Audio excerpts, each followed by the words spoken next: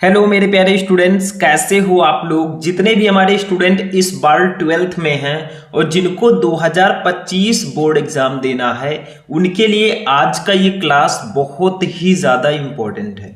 क्योंकि आज के इस क्लास में मैं आपके लिए लेकर आया हूँ क्लास 12 हिंदी का एक वायरल पेपर, यानी कि क्लास 12 हिंदी का एक मॉडल पेपर।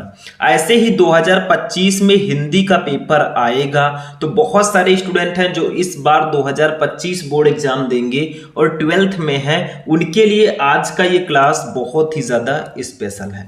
क्योंकि आपके हिंदी का जो पेपर है वो 100 नंबर का आता है, और अगर आप इस वीडियो को शुरू से लेकर लास्ट तक देखेंगे तो आपको जो आपका हिंदी का पेपर होता है वो कैसा आता है, किस प्रकार के क्वेश्चन आते हैं, सब कुछ पता चल जाएगा। क्योंकि हमारा टारगेट है इस बार हिंदी में 100 में 100 लाने का। ठीक है, बहुत सारे स्टूडेंट कहेंगे सर 100 में 100 कि 95 96। देखो, हमेशा अपना टारगेट ऊपर रखो, जो भी आएगा उसको रख लेंगे। ठीक है, तो पूरे पेपर को मैं सॉल्यूशन के साथ बताऊंगा। ये जो हिंदी का पेपर है ये एक वायरल पेपर है। पूरे साल में मैं इस पेपर को एक ही बार देता हूं और इस पेपर को सॉल्व करके बहुत सारे स्टूडेंट 95 94 99 तक लेकर आए हैं।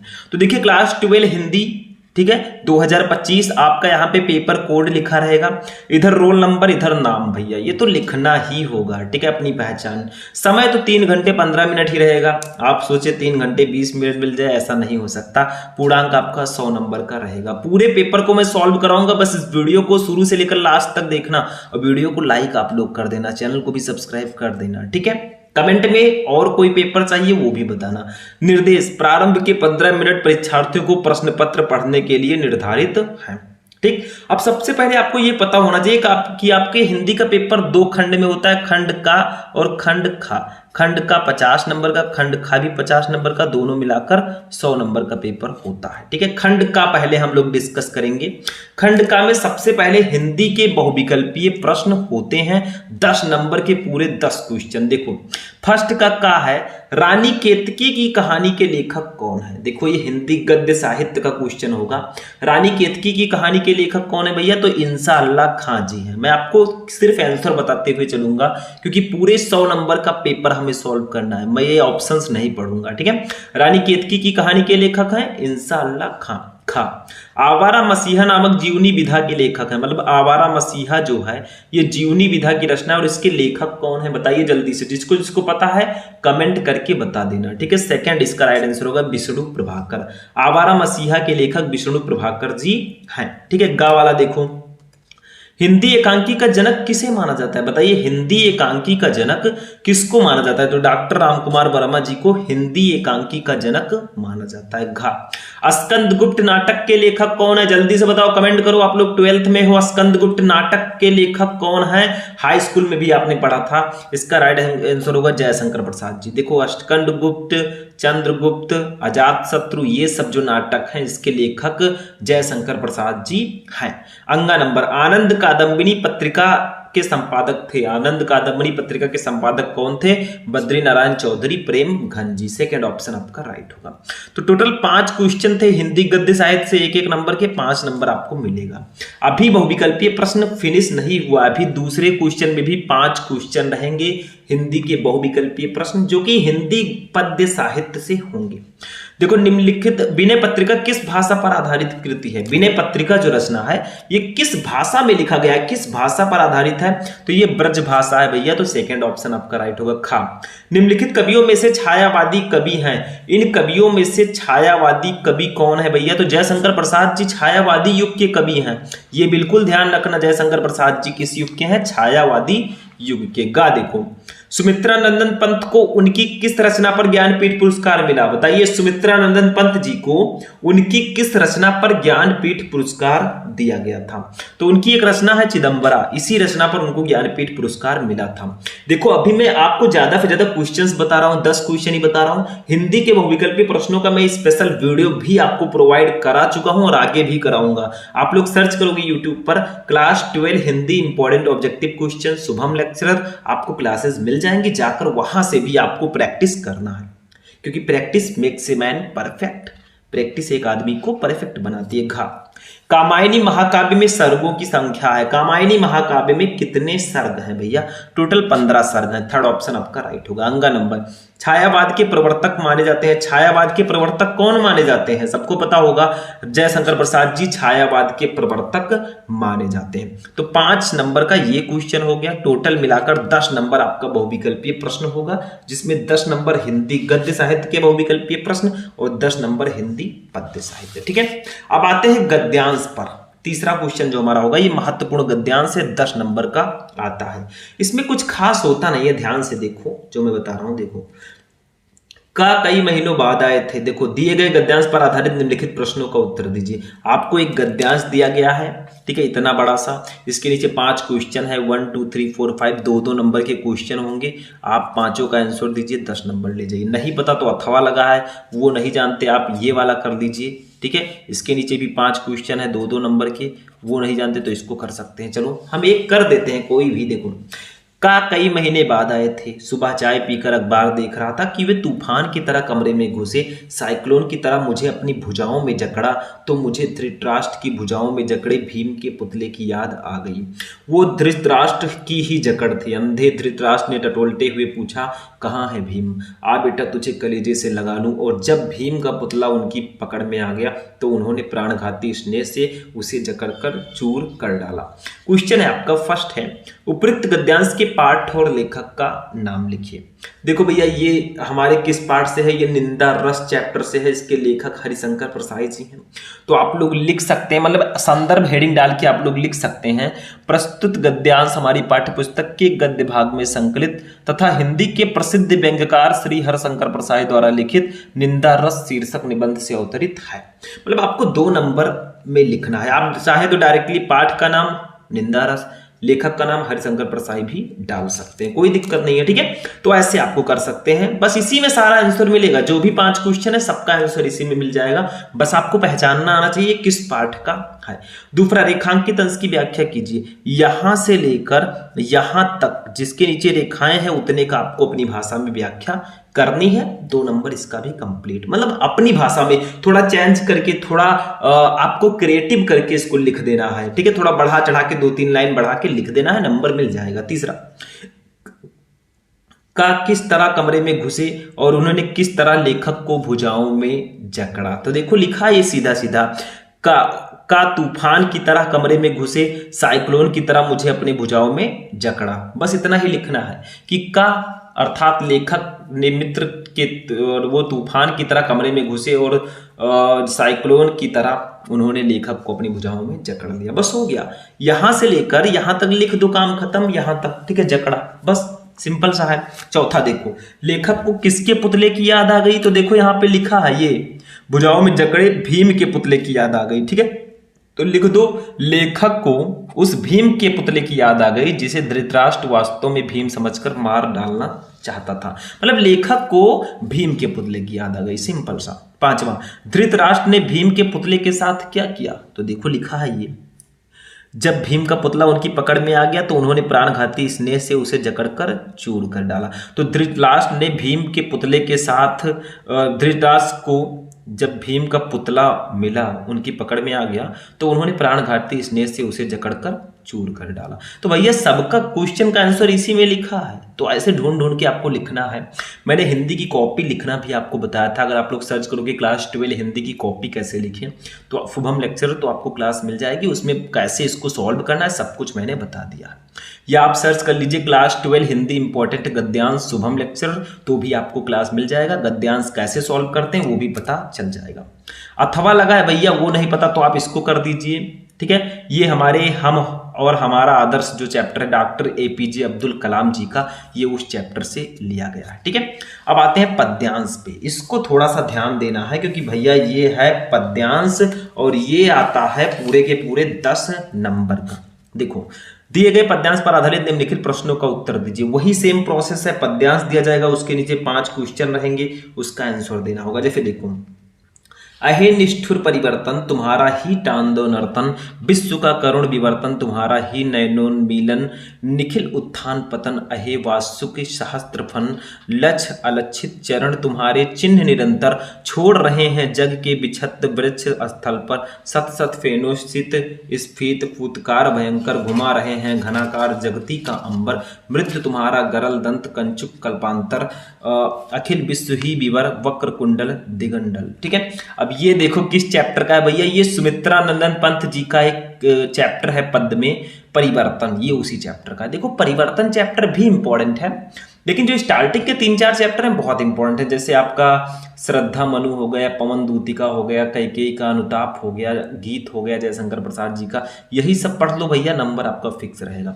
लेकिन ये थोड़ा सा पद्यांश टफ आपको लगेगा, ऐसा नहीं है कि यही आएगा, दूसरा भी आ सकता है, लेकिन थोड़ा सा मैं समझाने का प्रयास करता हूं। ठीक है, देखो अहे निष्ठुर परिवर्तन, ठीक है, यानी कि प्रस्तुत पंक्ति में कवि कहता है कि हे निष्ठुर परिवर्तन तुम्हारा ही तांडव नर्तन, यानी कि जब तुम प्रलयकारी तांडव करते हो, विश्व का करुण विवर्तन, तो ऐसा लगता है तो उसके भंवर में फंसकर इस विश्व का करुण अंत हो जाता है। ठीक है, तुम्हारा ही नयनोन्मूलन, यानी कि वो कह रहे हैं इस संसार में जो उत्थान पतन होते हैं, ठीक है, निखिल उत्थान पतन, यानी कि तुम्हारा इस संसार में जो उत्थान पतन होते हैं, ठीक है, क्रांतियां होती हैं, वो मानो निखिल अहे वास्तुक सहस्त्रफल, मतलब वो कह रहे हैं कि जो भी उत्थान पतन होता है वो मानो तुम्हारे ही कारण होता है, तुम्हारे नेत्रों के खुलने और बंद होने के साथ ही होती है। ठीक है, तो ये थोड़ा सा मतलब आपको यहाँ पे चैप्टर्स को पढ़ना पड़ेगा आगे चलकर, तभी आप इसका आंसर दे पाएंगे। ठीक है, थोड़ा सा और है जो मैंने आपको दिखाया था, और इसके नीचे भी 5 क्वेश्चंस रहेंगे, 1 2 3 4 5 2 नंबर का ये रहेगा। ठीक है, इसको मैं अलग से आपको क्लासेस प्रोवाइड करा दूंगा। अगर आप लोग कहेंगे कमेंट में सर हमें पद्यांश पर वीडियो चाहिए, तो मैं क्लास 12 हिंदी इंपॉर्टेंट पद्यांश का भी वीडियो प्रोवाइड करा दूंगा। यहाँ पे पूरा पेपर हमें देखना है, हिंदी व्याकरण का मैं पूरा सॉल्यूशन भी दूंगा, तो आपको जल्दी जल्दी चलना है। ठीक है, तो ये आपका हो गया। अथवा लगा है वो नहीं पता है तो ये कर लो, आज की दुनिया विचित्र नवीन, प्रकृति पर सर्वत्र है विजय, पुरुष आसीन है बधे नर के करों में वारी, विद्युत भाप हुक्म पर चढ़ता उतरता है, पवन का ताप है नहीं बाकी कहीं व्यवधान, लांघ सकता सरित गिर सिंधु एक समान। ये रामधारी सिंह दिनकर जी का अभिनव मनुष्य चैप्टर है, ये उसी से लिया गया। इसके नीचे भी 5 क्वेश्चन है 2 नंबर के। ठीक है, तो ये सारे आपके पद्यांश रहेंगे। अगर बात किया जाए कि गद्यांश के कंपैरिजन में पद्यांश कैसा होता है, तो देखो पद्यांश जो है गद्यांश के कंपैरिजन में थोड़ा सा टफ होता है, मतलब आपको गद्यांश जितनी इजीली आप सॉल्व कर सकते हैं उतना इजीली पद्यांश नहीं, क्योंकि पद्यांश में जब तक आप मीनिंग नहीं पढ़ेंगे उतनी आसानी से सॉल्व नहीं होगा, ये ध्यान रखना। ठीक है, 5वां क्वेश्चन देखो, अभी हम खंड खा में सारी चीजें सॉल्व करेंगे, टेंशन मत लेना। 5वीं का अब जीवन परिचय यानी कि साहित्यिक परिचय पे आते हैं। देखो, निम्नलिखित में से किसी एक लेखक का साहित्यिक परिचय देते हुए उनकी प्रमुख रचनाओं का उल्लेख कीजिए, अधिकतम शब्द सीमा 80, 5 नंबर का ये आएगा। मतलब 3 लेखक आपको दिए जाएंगे, 3 में से किसी एक का साहित्यिक परिचय देते हुए उनकी रचना लिखनी है। जैसे वासुदेव शरण अग्रवाल, कन्हैयालाल मिश्र, प्रभाकर, डॉक्टर एपीजे अब्दुल कलाम, 3 लेखक हैं, तीनों में से किसी एक का आप साहित्यिक परिचय देते हुए उनकी रचना लिखिए। देखो मैंने एक क्लास आपको दिया अभी जल्दी जीवन परिचय पर, ठीक है, क्लास 12 हिंदी इंपॉर्टेंट जीवन परिचय शुभम लेक्चरर, इसको यूट्यूब पे सर्च करना, आपको जीवन परिचय मिल जाएगा। मैंने आपको बताया है वो कौन से टॉप 5 या 6 जीवन परिचय हैं जो इस बार आएंगे, और जीवन परिचय लिखते कैसे वो भी मैंने आपको बताया, और कौन कौन से जीवन परिचय इंपॉर्टेंट है वो भी मैंने आपको बताया। तो उस क्लास को जाकर देख लेना। वैसे ये 80 शब्दों में आपको लिखना होगा। ठीक है, ऐसे कवि का 5 नंबर का रहेगा। निम्नलिखित में से किसी एक कवि का साहित्यिक परिचय देते हुए उनकी प्रमुख कृतियों का उल्लेख कीजिए, शब्द सीमा 80, जैसे अयोध्या सिंह उपाध्याय, हरिओं, जयशंकर प्रसाद और महादेवी वर्मा, 5 नंबर का ये भी रहेगा। वैसे इन सबका जीवन परिचय मैं आपको ऑलरेडी बता चुका हूं, चाहे आप वासुदेव शरण अग्रवाल जी का सर्च करें, चाहे जयशंकर प्रसाद जी का सर्च करें, महादेवी वर्मा जी का, इन सबका जीवन परिचय मैं आपको ऑलरेडी प्रोवाइड करा चुका हूं। तो जाकर आप लोग देख लीजिएगा और सर्च कर लीजिएगा। ठीक है, क्योंकि बार बार एक ही चीज पढ़ाना उचित नहीं है। 6 नंबर क्वेश्चन कहानी होगा। ध्रुव यात्रा अथवा लाठी कहानी के उद्देश्य पर प्रकाश डालिए, शब्द सीमा 80, अथवा पंचलाइट अथवा बहादुर कहानी का सारांश लिखिए, 5 नंबर आपका रहेगा। देखो भैया, कहानी में अगर आप 2 कहानी बहुत अच्छे से पढ़ लेते हैं, पंचलाइट और बहादुर, इसका उद्देश्य इसका सारांश पढ़ लेते हैं, आपका 5 नंबर कंप्लीट रहेगा। लाठी कहानी को भी पढ़ लेंगे, बेटर रहेगा। अब देखो इसमें करना क्या है, ध्रुव यात्रा या लाठी दोनों में से किसी एक कहानी पर प्रकाश डालना है। मान लीजिए आपको दोनों नहीं पता तो अथवा लगा है, पंचलाइट अथवा बहादुर कहानी का सारांश लिखना है, पंचलाइट या बहादुर कहानी का सारांश लिख दो। मतलब 4 टॉपिक में से आपको एक ही लिखना है, चाहे आप ध्रुव यात्रा कहानी का उद्देश्य लिखें, चाहे लाटी कहानी का उद्देश्य लिखें। दोनों नहीं पता तो पंचलाइट कहानी का सारांश लिख दें, ये भी नहीं पता तो बहादुर कहानी का सारांश लिख दें। मतलब एक ही करना होता है, ठीक है, बहुत ईजी हो जाता है ये। 7वां देखिए खंड काव्य है भैया, ये आपके अलग अलग जिलों में अलग अलग होता है। आप यूपी के किस जिले से हैं और आप में कौन सा खंड काव्य है कमेंट बॉक्स में बता देना। स्वपठित खंड काव्य के आधार पर किसी एक खंड के एक प्रश्न का उत्तर दीजिए 80 शब्दों में 5 नंबर। जैसे मुक्त यज्ञ खंड काव्य है, किसी में शायद ये भी होगा, मुक्त यज्ञ भी होगा, ठीक है। तो आप में क्या है और आप किस जिले से हैं ये आपको कमेंट करके बताना है, ठीक है। इन सबको मैं हटा देता हूं और चलते हैं अपने। दूसरा आपका है सत्य की जीत, तीसरा है रश्मि रथी, चौथा है आलोक वृत्त, 5वां है त्यागपति, 6वां है श्रवण कुमार।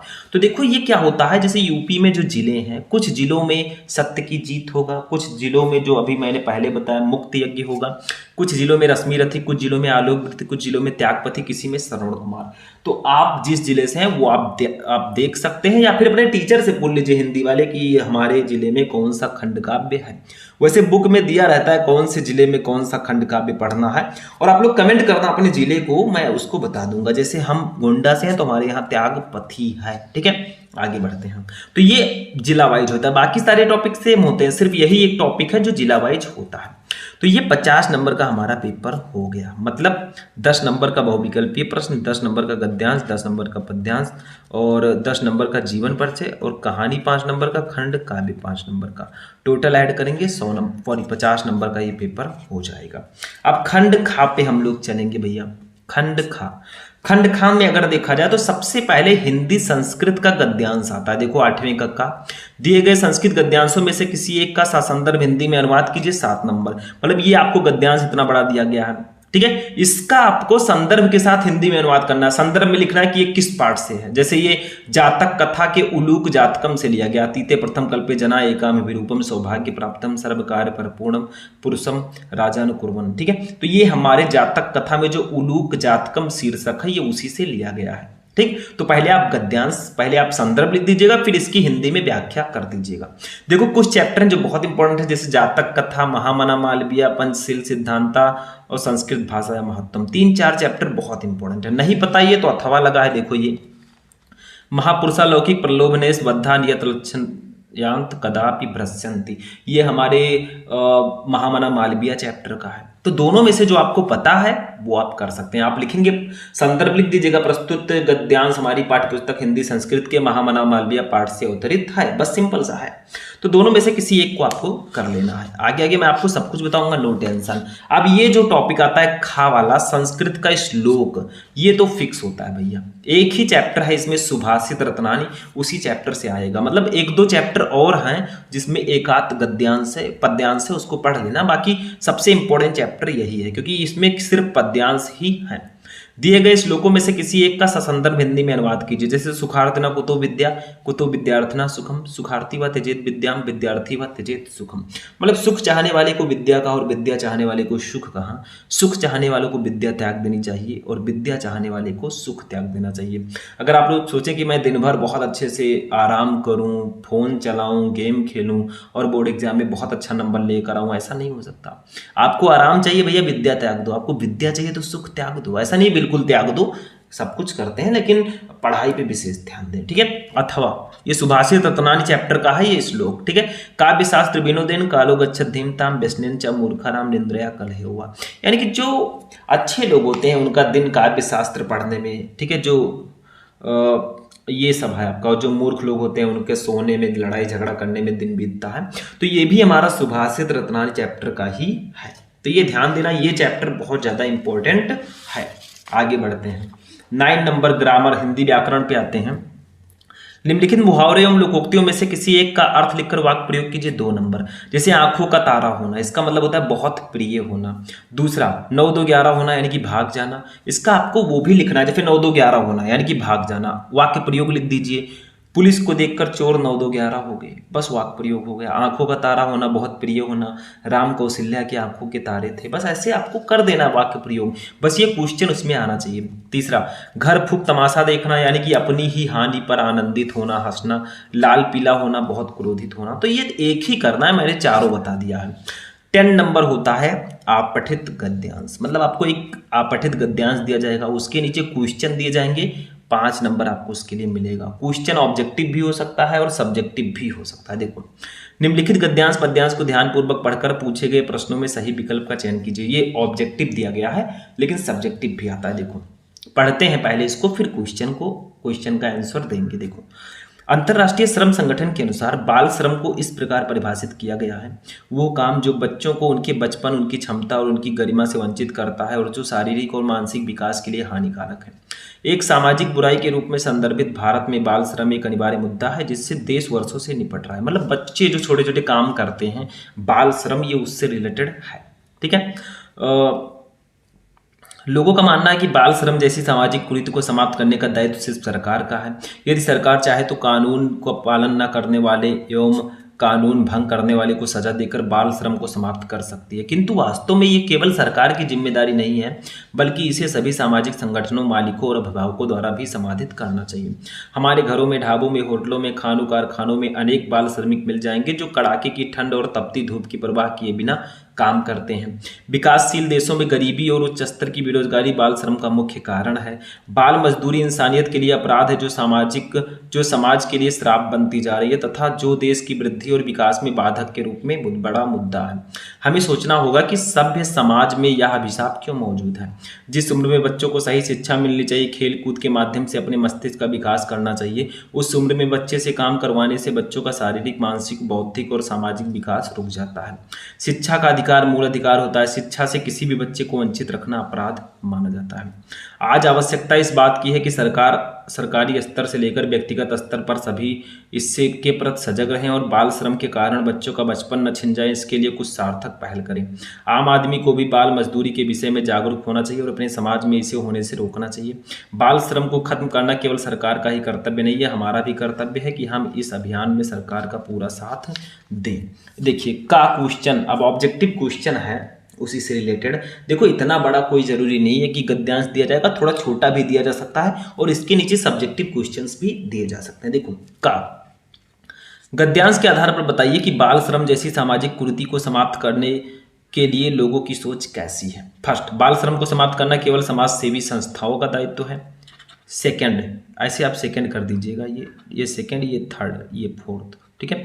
बाल श्रम को समाप्त करना केवल जनता का दायित्व है। थर्ड, बाल श्रम को समाप्त करना केवल सरकार का दायित्व है। फोर्थ, बाल श्रम को समाप्त करना केवल अभिभावकों का दायित्व है। तो भैया इसका थर्ड वाला सही होगा, बाल श्रम को समाप्त करना केवल सरकार का दायित्व है। मतलब लोग ऐसा सोचते हैं। देखो, बाल श्रम जैसी सामाजिक कुरीति को समाप्त करने के लिए लोगों की सोच है कि बाल श्रम को समाप्त करना केवल सरकार का दायित्व है, लेकिन ऐसा नहीं है। सरकार खुद चलकर उसको समाप्त करने नहीं आएगी, हम जैसे लोगों को खड़ा होना पड़ेगा। ठीक है, आगे बढ़ते हैं। घरों में, ढाबों में, होटलों में, खानों कारखानों में अनेक बाल श्रमिक को काम करता देख भी हम उदासीन क्यों बने रहते हैं? क्योंकि हम सिर्फ अपने बारे में ही सोचते हैं, हम जागरूक बनना नहीं चाहते, हम उनकी सहायता करना नहीं चाहते, हम संवेदना शून्य हो चुके हैं। बिल्कुल, हम संवेदन शून्य हो चुके हैं क्योंकि हम देखते हैं कि छोटे छोटे बच्चे काम कर रहे हैं होटल, कारखानों, ढाबों में, फिर भी हम उनके लिए कोई एक्शन नहीं लेते। गद्यांश के आधार पर बताइए कि बाल श्रम को रोकने के लिए सार्थक प्रयास क्यों किए जाने चाहिए। क्योंकि फर्स्ट है, बाल श्रम से के कारण बच्चों का बचपन छिन जाता है। सेकंड है, बाल श्रम के कारण वो जल्दी बड़े हो जाते हैं। थर्ड है, बाल श्रम के कारण बच्चों को घर पर ही रहना पड़ता है। फोर्थ है, बाल श्रम के कारण बच्चों को विद्यालय आना नहीं पड़ता। तो इसका राइट आंसर होगा, बाल श्रम के कारण बच्चों का बचपन छिन जाता है। जिस उम्र में उनको खेलना कूदना, मानसिक विकास करना चाहिए, उस उम्र में वो बाल श्रम करते हैं, कम मजदूरी करते हैं। बच्चों को बाल श्रम के लिए क्यों विवश किया जाता है? फर्स्ट है, जागरूकता का अभाव। सेकंड है, निर्धनता और भुखमरी। थर्ड है, शिक्षा का अभाव। फोर्थ है, लोगों की मनोवृत्ति। भैया निर्धनता और भुखमरी, गरीबी और भुखमरी जो है, ये जो है बाल श्रम का मुख्य कारण है। मतलब कोई नहीं चाहता, कोई पेरेंट नहीं चाहता कि उसके बच्चे काम करें, लेकिन निर्धनता, गरीबी और भुखमरी के कारण वो करते हैं। ठीक है। अंगा नंबर, बाल श्रम जैसी सामाजिक अभिशाप से देश को क्या नुकसान होता है? फर्स्ट है, बाल श्रम एक बच्चे के बचपन के सभी लाभों से दूर रखता है, लाखों बच्चों उचित शिक्षा से वंचित हो जाते हैं। थर्ड है, बच्चों का शारीरिक, मानसिक और सामाजिक विकास अवरुद्ध हो जाता है। फोर्थ है, बाल श्रम से देश का आने वाला कल अंधकार की ओर जाने लगता है। यही सही है, बाल श्रम अगर होगा तो आने वाला जो समय है, आने वाला जो देश है वो अंधकार की ओर जाने लगेगा, क्योंकि बच्चे ही भविष्य होते हैं। अथवा लगा है वो नहीं पता है तो आप इसको कर सकते हैं भैया, ये भी वही चीज़ है, सेम टू सेम। ठीक है, अगर मान लीजिए वो आपको नहीं पता है तो आप इस आपठित पद्यांश को कर सकते हैं। इसके नीचे भी काखा गाघा अंगा करके 5 क्वेश्चन रहेंगे। ठीक है, आते हैं नेक्स्ट टॉपिक 11 का। निम्नलिखित शब्द युग्मों का सही अर्थ चयन करके लिखो। भैया ये शब्द युग्म है, ठीक है, इसको ध्यान से समझना है। शब्द युग्म इसको बोलते हैं। जैसे फर्स्ट है पुरुष परुष, इसका सही अर्थ क्या होगा? जो पहले उसका अर्थ पहले होगा, जो बाद में उसका अर्थ बाद में। तो का है नर और नारी, खा है आदमी और फरसा, गा है पुरुष और पैसा, घा है आदमी और कठोर। तो इसका राइट आंसर होगा ऑप्शन नंबर घा, आदमी और कठोर। देखो पुरुष का मतलब होता है आदमी, परुष का मतलब कठोर, तो घा वाला ऑप्शन आपका सही होगा। जो पहले उसका अर्थ पहले, जो बाद में उसका अर्थ बाद में। दूसरा जलज जलद, इसका सही अर्थ क्या होगा? जलज और जलद, इसका सही अर्थ क्या होगा? का है कमल और बादल और कमल, खा है कमल और बादल, गा है कमल और तालाब, खा है तालाब और कमल। ठीक है, तो इसका राइट आंसर क्या होगा? जलज और जलद, कमल और बादल इसका सही आंसर होगा। जलज का मतलब कमल, जलद का मतलब बादल, बस हो गया। खा देखो, निम्नलिखित शब्दों में से किसी एक शब्द के 2 अर्थ लिखिए। इसको हम अनेकार्थी शब्द बोलते हैं। जैसे फर्स्ट है कर, कर को और किन नामों से जानते हैं? कर को हम टैक्स बोलते हैं, किरण बोलते हैं, कार्य बोलते हैं, हाथ बोलते हैं। ठीक है, कनक, कनक को हम सोना, धतूरा, गेहूं का आटा। अंबर, अंबर को हम वस्त्र, आकाश बोलते हैं। मतलब ऐसे आप लिख लीजिएगा, एक ही करना है, मैंने तीनों बता दिया। गा देखो, निम्नलिखित वाक्यांशों के लिए एक शब्द का चयन करके लिखिए। जैसे फर्स्ट है जिसकी सीमा ना हो, उसको हम लोग क्या बोलते हैं? जिसकी सीमा ना हो उसको असीम बोला जाता है। सिंपल सा है, जिसकी कोई सीमा ना हो वो असीम है। ठीक है, दूसरा, जिसके शत्रु का जन्म ही ना हुआ हो उसे हम अजात शत्रु बोलते हैं। जिसके दुश्मन का जन्म ही ना हुआ हो उसे हम अजात शत्रु बोलते हैं, एक शब्द में। नेक्स्ट देखते हैं, घा। निम्नलिखित में से किन्हीं 2 वाक्यों को शुद्ध करके लिखिए 2 नंबर। जैसे फर्स्ट है, ये वाक्य संशोधन है। फर्स्ट है मेरे को विद्यालय जाना है, नहीं, यहाँ पे रहेगा मुझे विद्यालय जाना है, मेरे को नहीं, मुझे विद्यालय जाना है। मेरे शब्दों पर ध्यान दीजिए। दूसरा है उनके अनेकों नाम है, अनेकों नहीं अनेक रहेगा, उनके अनेक नाम है। ठीक है, तीसरा, वो दंड देने योग्य है, नहीं, वो दंड पाने योग्य है, देने की जगह पे पाने। चौथा, यहाँ शुद्ध गाय का दूध मिलता है, ये गलत है। यहाँ गाय का शुद्ध दूध मिलता है। देखो शुद्ध गाय नहीं है, दूध शुद्ध है, तो यहाँ गाय का शुद्ध दूध मिलता है। इस गाय को शुद्ध की जगह पर कर दीजिए, शुद्ध को का के बाद कर दीजिए, बस हो गया। ठीक है, बस यही छोटी छोटी गलतियां सही करके लिखना होता है। 2 ही सही करना था, मैंने चारों बता दिया। 12 का अब रस छंद अलंकार आता है। जैसे देखो, हास्य रस अथवा शांत रस के अस्थायी भाव के साथ उनकी परिभाषा उदाहरण सहित लिखिए 2 नंबर। खा है रूपक अलंकार अथवा संदेह अलंकार का लक्षण उदाहरण सहित लिखिए 2 नंबर। गा है चौपाई अथवा दोहा छंद का लक्षण उदाहरण लिखिए 2 नंबर। ये रस है, ये अलंकार है, ये छंद है, यानी कि रस छंद अलंकार। देखो रस 2 नंबर, छंद 2 नंबर, अलंकार 2 नंबर, 6 नंबर का ये आता है। और मैंने एक वीडियो आपको दिया है, आप लोग यूट्यूब पे सर्च करना रस छंद अलंकार शुभम लेक्चरर, आपको वीडियो मिल जाएगा। मात्र 15 से 20 मिनट का वीडियो है। उसमें मैंने जितने भी रस हैं, जितने भी छंद हैं, जितने भी अलंकार हैं, सबको मैंने बताया है। 6 नंबर जाके कंप्लीट कर लो, सर्च करके देख लो। 13 नंबर, ये पत्र है। अपने मोहल्ले में गंदगी की सफाई कराने हेतु नगर पालिका अध्यक्ष को एक शिकायती पत्र लिखो, 6 नंबर का रहेगा। नहीं पता तो अथवा लगा है। अपना कुटीर उद्योग प्रारंभ करने हेतु किसी बैंक प्रबंधक को ऋण प्रदान करने हेतु पत्र लिखो। दोनों में से जो आप पत्र लिख सकते हैं वो लिखिएगा। देखो पत्र लिखने का तरीका समझो, मैंने भी पत्र लिखना सिखाया है और आगे भी मैं आपको बताऊंगा। लास्ट हमारा निबंध है, 9 नंबर का आएगा। निम्नलिखित विषयों में से किसी एक पर अपनी भाषा शैली में निबंध लिखो। जैसे मेरा प्रिय कवि, स्वच्छता अभियान की सामाजिक सार्थकता। 3rd है पर्यावरण प्रदूषण समस्या और समाधान। 4th है आतंकवाद समस्या और समाधान। 5th है भारतीय समाज में नारी का स्थान। देखो 5 में से किसी एक टॉपिक पर आपको निबंध लिखना है। निबंध में आपको हेडिंग पर बहुत ध्यान देना है। सबसे पहला हेडिंग प्रस्तावना, लास्ट में उपसंहार जरूर होना चाहिए, बीच में आप टॉपिक से रिलेटेड हेडिंग डालेंगे। निबंध पर भी मैंने एक क्लास आपको प्रोवाइड करा, आप लोग सर्च करना यूट्यूब पे, क्लास 12 हिंदी इंपॉर्टेंट निबंध शुभम लेक्चरर, आपको क्लास मिल जाएगा। उसमें मैंने निबंध कैसे लिखते हैं और कौन कौन से निबंध सबसे इंपॉर्टेंट है वो मैंने बता दिया, ठीक है। तो ये हमारा 50 नंबर का पेपर खंड खा भी हो गया।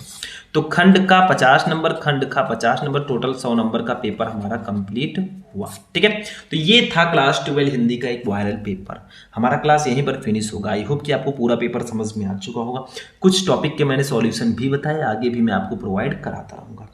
तो आज की क्लास यहीं पर फिनिश होगा। इस वीडियो को लाइक करना, चैनल पर नए चैनल को सब्सक्राइब करना। मिलेंगे हम नेक्स्ट वीडियो में नेक्स्ट टॉपिक के साथ। तब तक के लिए जय हिंद।